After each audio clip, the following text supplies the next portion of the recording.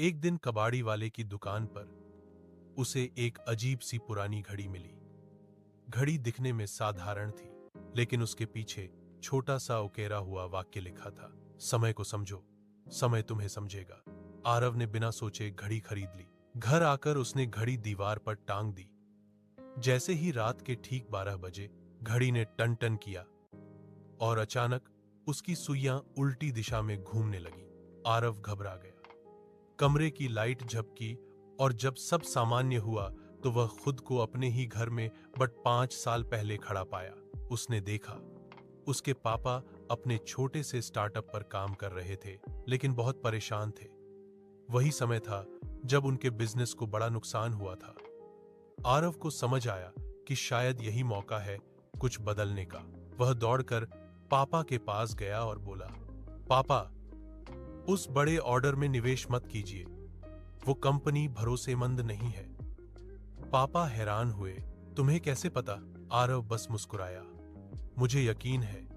अगली ही पल फिर घड़ी की आवाज आई, टन टन, और सब कुछ धुंधला हो गया। जब आरव ने आंखें खोली, वह फिर अपने कमरे में था। सुबह हो चुकी थी।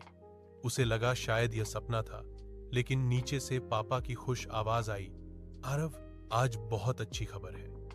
मैंने कल रात एक बड़ा रिस्क लेने से खुद को रोक लिया और आज पता चला कि वो कंपनी धोखेबाज निकली। आरव मुस्कुराया। उसने दीवार की ओर देखा। घड़ी अब भी टंगी थी, लेकिन उसके पीछे लिखा वाक्य गायब था। अब वहां सिर्फ एक शब्द बचा था, सीख। आरव समझ चुका था, समय हमें वापस नहीं मिलता, लेकिन सही समय पर लिया गया फैसला हमारी पूरी जिंदगी बदल। राहुल हमेशा क्लास की आखिरी सीट पर बैठता था, ना इसलिए कि वो शरारती था, बल्कि इसलिए कि उसे लगता था कि वो किसी काम का नहीं है। पढ़ाई में ठीक ठाक, खेल में औसत और दोस्तों की नजर में बस राहुल। एक दिन स्कूल में ऐलान हुआ कि वार्षिक समारोह में हर क्लास को एक नाटक प्रस्तुत करना है। राहुल की क्लास ने भी तैयारी शुरू कर दी। हीरो का रोल हमेशा की तरह टॉपर रोहन को मिला। राहुल को मिला पेड़ का रोल। दोस्तों ने मजाक उड़ाया, तू तो बचपन से ही लकड़ी है, सही रोल मिला है।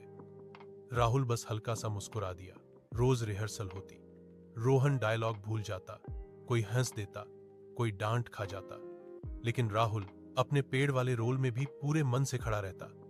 उसने सोचा, अगर पेड़ ही बनना है तो सबसे बढ़िया पेड़ बनूंगा। समारोह का दिन आया। पूरा हॉल भरा हुआ था।